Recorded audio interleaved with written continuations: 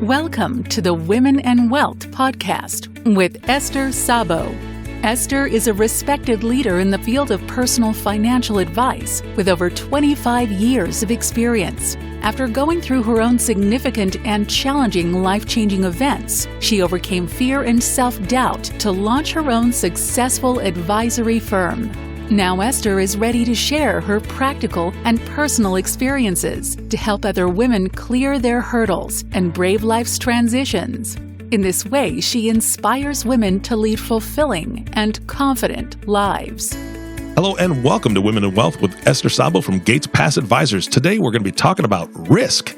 And I don't think we're talking about the board game, are we? No, we are not, Eric. Good guess. Okay, well, I like that game, actually. It's right up there with, well, I don't like Monopoly that much, but I like risk. All right, certain kinds of risk. So what kind of risk are we talking about today? Well, we're hearing a lot in the news, there's a lot of stories about recession. You know, are we close to recession? How close are we? The economy's slowing. What does that mean? And it's very hard to predict recessions, but it can make one very anxious about risk. And even though there was one macroeconomist who said the record of failure to predict recessions is virtually unblemished. So they're very difficult to know when they're coming, but it's really raised anxiety level. And I hear it in clients as we're meeting about recession. Is it coming? What do we do? And even if for those clients who aren't talking about recession with me, just about, I won't say all of them, but just about everyone I meet, whether a client or not, and again, even clients, though not all of them, they have anxiety with regards to money of some kind and feel a sense of vulnerability to one risk or another. So we are talking about risk as in terms of what one feels with their finances. And I'm going to kick it off with a question to you, Eric. Oh, boy. When you think of risk as regards to finance, what words come to mind? Oh, let's see. Bankruptcy. That's the after effect if you have really, really bad things happen. I think risk, medical, is probably the first thing that comes to my mind. You know, I know that there's a lot of talk about the market. I know that you've spoken about that and, you know, the recession and things. But for a business owner, I do have certain insurance in place, but I still have a sense of concern that what happens if, for instance, my vocal cords just snap. I don't know how that works, but I make money with my voice, not only the podcast and all that, but coaching and consulting. And it would be a shift for me if I was able to continue. But if I wasn't, then what? That's really good. So what you're talking about is what happens if something happens to my livelihood. In your case, you're framing it as a medical issue that stops me from being able to do what I do. Correct. And I can kind of see where the direction you're going, but what happens if it's not a medical risk and the company shuts down? Not mine because it's my own, but the company that anybody else is working for, all of a sudden it's like, hey, I got to the work today and the doors are locked and there's a sign on the door that everything's been confiscated by the FBI or who knows? I mean, that's a problem. Really are. Well, you know, conspiracy theorists. Yes. Yeah. Well, you know, I'm still trying to figure out what happened to Twinkies. So, I don't. Nothing happens to them. That's what the problem is. No, we're good. They last for decades. Nothing happens. Decades. There's no risk to a Twinkie at all. Yeah. But it is, you know, there's all sorts of things. That's a great example of it. It may not be an economic recession in the case of your medical issues, but it's something that would stop you from having income, just like people worry about the recession of 2008-9, and we know unemployment got to 10% then, and it is very scary. And so these are the types of things that we address. We're going to come back to this question a few more times, but how do we address these risks? Because that's very valid. What happens if there's a medical issue for you that stops you from being able to generate income? And these are the questions, the type of things that we uncover with our clients. And you know the answer of how we do this. This is why for us at Gates Pass, the financial planning aspect is so critical. We don't lead with the portfolio management as the first place we go to. That is a secondary mode of implementation after a thorough review of financial plan. And so the types of things that we ask clients as we're preparing the planning and talking with them in the initial stages are things like that. What keeps you up at night? What concerns you? So we look at, in your case, what we would look at is, okay, what are the expenses? What needs to be covered, regardless of if you're healthy or not healthy? Typically, it's like mortgage and housing expenses and just, the medical care. And what reserves are in place to address that, and how to invest those reserves. And obviously for you, people listening to this will be screaming about disability insurance, disability insurance, disability insurance. And that's another thing that we look at in terms of reserves. What reserves are in place in case there is an emergency of some kind? And I won't ask you, but sometimes disability insurance is not easy to obtain. Correct. After it was abused, I guess, a lot in the 80s, where different people used it to claim a medical disability that really wasn't as disabling. And thus it just, and the claims were higher. That's typically the issue with insurance. Claims were higher than anticipated, so they hadn't been collecting enough premium. So now if one is, quote unquote, able to receive disability insurance, has the benefit of qualifying, the premiums are typically quite high. And so we look at that. How are your reserves for covering your premiums and your cash flow for covering your premiums? And then we do another scenario. So this is where we get into it and say, let's do a scenario where you do have that issue and it happens, this year, and you are not able to work ever again. Like, let's just go to that extreme, because I can tell your mind can go there, which is very normally. That's what happens with fear. It's like, people don't just lose their job. The FBI has confiscated everything. That's right. Let's take it from that perspective and say you don't ever work again. So what's the impact? What actually happens, to the best of our ability to scope that out? And then we come back and fill in, what do we need to protect for that? Because good news is you're fine today. So let's use this advantage of time to address that risk and then keep current with you in terms of how are you building up towards this. You need to have this much in reserves, this much in investment. How are you doing with these expenses, et cetera, in order to meet those, fill those buckets for yourself. Yeah, got it. So the other thing with reserves that's tricky right now is that reserves aren't earning very much. Money markets are at, depending on where you are, we can get about 2.25% right now for money market for our clients. And it's hard to allocate a lot of money to something yielding just 2.25% if one is able to get that. But we like to set expectations around that's not money that you're using to build for your retirement per se. It's there so that you don't invade, or one doesn't invade their retirement principle prematurely. So we really work at setting expectations around the reserves, how much is needed, and how to invest it. One of the other things that we do with that, Eric, what's another example of a risk that comes to mind? Well, I'm going to go right back to the recession, right? That's a fear. But the recession itself, I don't think, is the risk. And maybe I'm wrong in thinking that, but that's kind of where I'm at. The recession is the fear, but the risk is losing money. And that's what people would be afraid of. I would not be happy if a recession hit and all of a sudden what I've been working for the past 20 years is half of its value or a third of its value in an extreme case. I think that's on a lot of people's minds who have money invested someplace. Yeah, that is exactly what we're hearing, is that, gosh, should we get out of the stock market because they're talking about recession. And we know that in a recession, the stock market could go down. And again, we come back to this with a number of specific tools, I suppose, is the best way to say it. Because, again, going back, nobody knows when the recession will occur.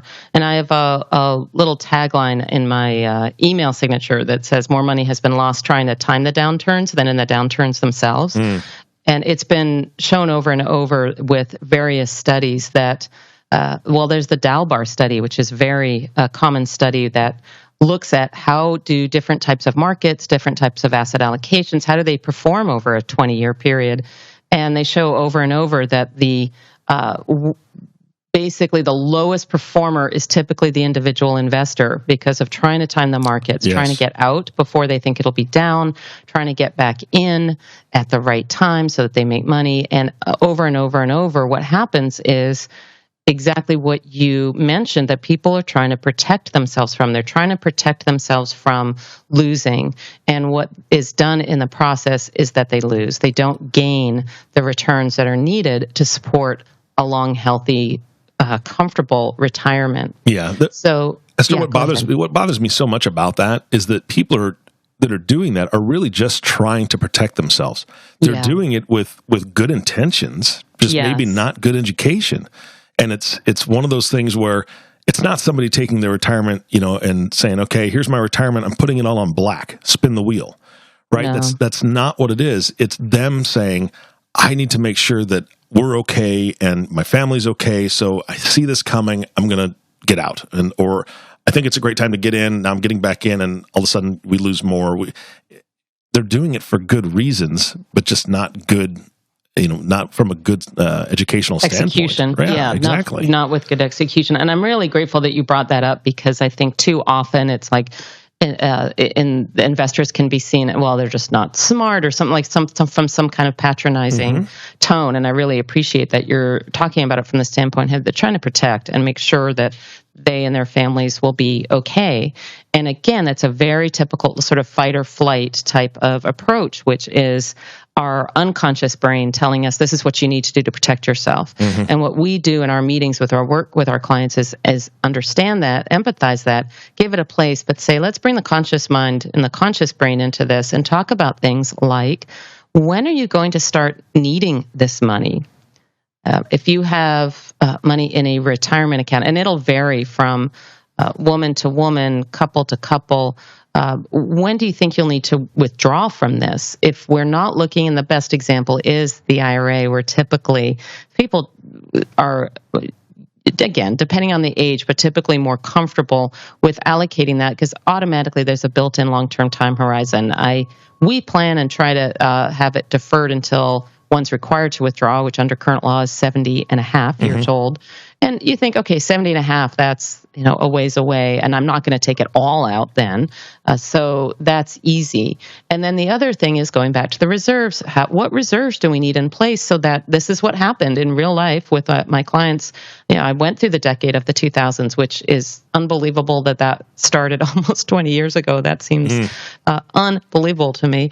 But I went through the decade of the 2000s where actually equity returns were lower than bond returns. And we didn't get the growth we anticipated.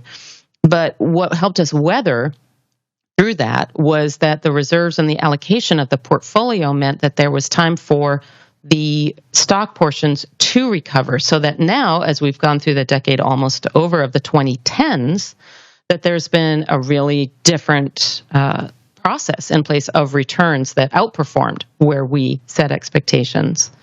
So it's looking at, just again, bottom line on that, when does one expect the money to be needed? The other thing that we do, we look at it, I always think, they say, how do you eat an elephant? One bite at a time. Right. So I'm thinking of these as different bites. One is, just those questions. Then another thing that we use, risk assessment tools. I am not a fan of the questionnaires that are typically put before someone. That are just, you have portfolio A, portfolio B, portfolio C. Which one are you more comfortable with? And they're showing different levels of up and down. We're required to fill those out for paperwork for clients. They're part of just that review to make sure that box gets checked. But we go deeper than that.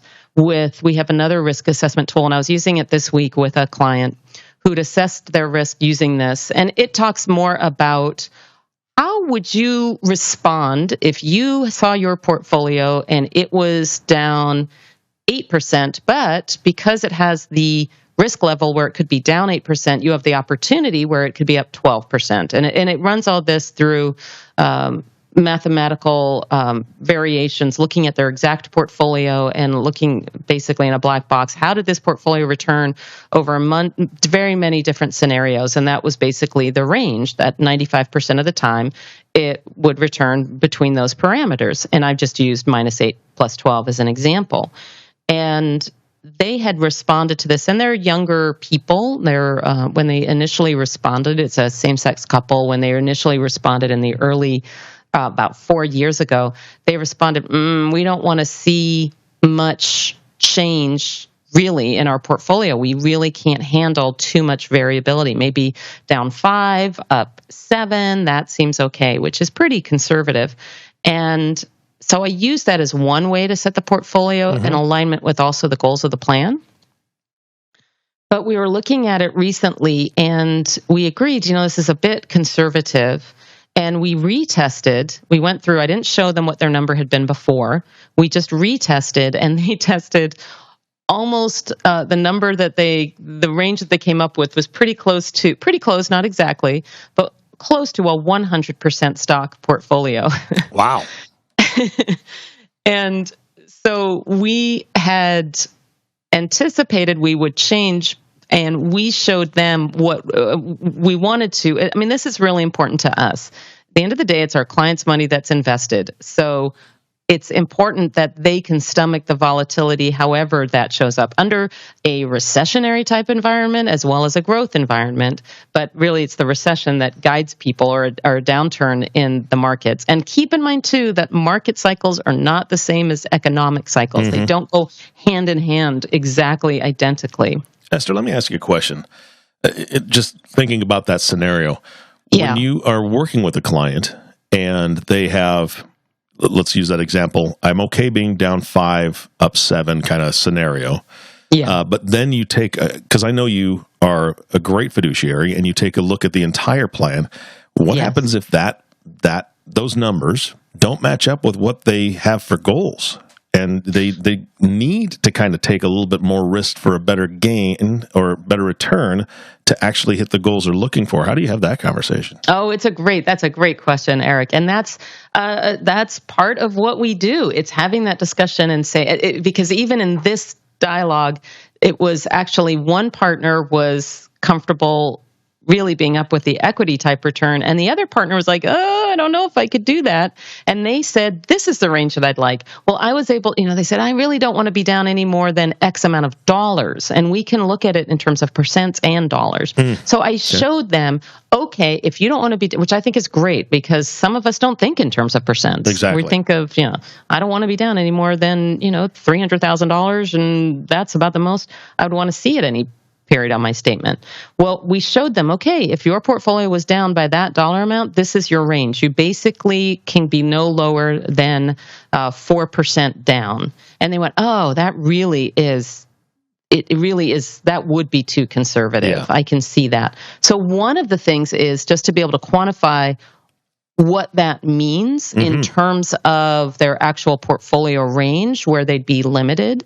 The other is to say, like in the first example where they ranged themselves pretty conservative, I didn't go all the way down to their range, and I told them that, and I showed them that with, this is the portfolio that I'm envisioning, because the other risk that people often don't think of is that their portfolio won't grow the way it needs to over the length of time ahead. So for example, let's say that someone says, I'm just really not comfortable with equity risk, and I really just want to avoid it until the recession is over, for example. Well, of course, we're going to have that conversation about, I don't know when it will start, let alone when it will be over. But just set that aside and say, okay, let's look at treasuries. It's one of the safest investments one can be in because one's virtually assured of getting their principal back. And at the beginning of this year, treasuries, a 10-year treasury was yielding 2.7%. So what that means, for those who are like, what does percent mean? What does that mean? If I invested $1 million on behalf of a client in a 10-year treasury in January, they would have $1 million invested. They're going to get their $1 million back in 10 years. And in between, they'll be earning a yield of 2.7%, which in dollars means that they'll get a big $27,000 a year. Mm-hmm. So let's say we compound that and we invest that and we buy another bond. And that's about the most one can expect. And so $27,000 a year, whether one is trying to grow a portfolio or trying to live on that, that's not very much. If you think, wow, I managed to save $1 million in retirement, and guess what? It's generating me $27,000 a year. For most people, they're not thinking of that other risk, that how far is $27,000 a year going to get me? And that's at the beginning of this year. Now, if I were to do that, someone walked in and said, I want to invest in 10-year treasuries, they would get 1.7%. Treasury yields have dropped that much this year. And so that means that $1 million would now be able to give out $17,000 a year. Yeah. And that doesn't even, we're not even talking about inflation either. No, we're not talking about any of that stuff. Exactly. See, I get all excited. That's exactly right. I mean, inflation is about 2%. But we go back to your question about medical. Let's say something had happened to you where you needed medical care for a long period of time. Medical premiums are going up by by more than 2% a year typically until one gets to Medicare. Some prescriptions are certainly going up by more than 2% a year. One hits the donut hole, which is the Medicare donut hole in where the one's covered for prescriptions to a certain point, then for a certain point they're not, and then they're back on in coverage, and they've got to cover for that period when they're not. They have to pay that. Yeah. Or if we're talking about children's tuitions, if we're talking about grandchildren's college educations, all of those things are typically going up by more than 2%. So going back to your question about how do we handle it when somebody is like, oh, I'm not sure I can handle that much risk, that's okay. We go through and say, well, let's fine-tune it. Are you willing to start here? Let's say for our clients on Monday when we spoke with them, maybe you're not comfortable with this. This is how much exposure in stocks that would be versus where you are now. And they're kind of going, what we're showing them is actually the difference in even reducing the portion of equities by 5% doesn't make that much difference. So we're looking at things like that together because it's always easier. Let's start a little bit lower than what we're saying and just see how it goes for you rather than start off too much exposure to equities and then we hit the bump and they go, oh, see, I knew it. I can't do this. And they retreat way back into fixed income and cash and don't hit the upside of the market when it does rebound. Well, I mean, that's what I love is because we've talked about it on podcasts before where you are heavily invested in your clients personally and you're meeting with them continually. So one of your goals that you've mentioned before is them to be able to walk out of the office knowing that things are taken care of and having that sense of peace and knowing that whatever the market does in the next 4 months, 6 months, whatever their schedule is to meet with you, whether it's annually, semi, or quarterly, they can rest assured and say, you know what, we're good, and we're going to be talking about it again in 3 months or in 6 months or in a year, and whatever happens during that time, I know there's more communication between your office and them than just that annual visit. But man, what a feeling to be able to say, you know what, Esther's going to let us change this in 6 months if we don't feel comfortable, because that's what she does. So that I think that's fantastic. Yeah, there's no magic answer to investing. The biggest, if I was going to just refute what I just said and say the magic answer is stay invested in a portfolio that you can live with. Just stay invested. Don't try to time it. Don't try to jump out and then figure out when to jump in. We just can use the example of the fourth quarter of last year. The market was off 14% in one quarter. Oh my gosh, the mind says, is this the beginning of the next great recession? And we have these trade issues and all of this stuff. And then within 2 quarters, it's all back. Yeah. The money is all made back. And if one had jumped out, one locks in it down and then skips the up. Yep, absolutely. And there's no making up the up. No, and that's what we're tasked to help investors guide through. And that's why, again, in the previous podcast, we talked about, and we don't need to have discretion over an investment portfolio in order to work with someone. We've just found it's the most effective way to help make sure that their plans stay moving ahead. Yeah. That makes more sense. You should have all the information. That's the way you work most efficiently. Right. And some of the information that we look at too is in advance. We talk with a client, let's go through your expenses and your expenditures and really say which of these are needs and which are wants. And for the same type of expense, let's say a trip, for one individual, one person versus another, that could be a need versus a want. And I had a client who was a widow, and it was really important for her to be able to take a trip with her whole family, her 2 children, her grandchildren, and she really wanted to do this. And unfortunately, she passed away from an illness before she could ever experience that dream. Yeah. And that feels really sad, right? I mean, that's just like, oh, that's too bad, because that's something she really wanted to experience. Exactly. And versus another client, or it may be you or me, where we go, yeah, it would be really fun to go with the family and do this trip. But if I didn't achieve that, I would be okay. And we ask those types of questions when we go through the questions with a client. You know, if tomorrow was your last day, what regrets would you have? What would you feel bad that you didn't get to do? And if something like that trip comes up, we really try and say, well, let's make sure that we have it or preserve the ability to do it because it means that much to you, regardless of when a recession is going to hit or not. Because you know what? When a recession hits, typically travel is less expensive.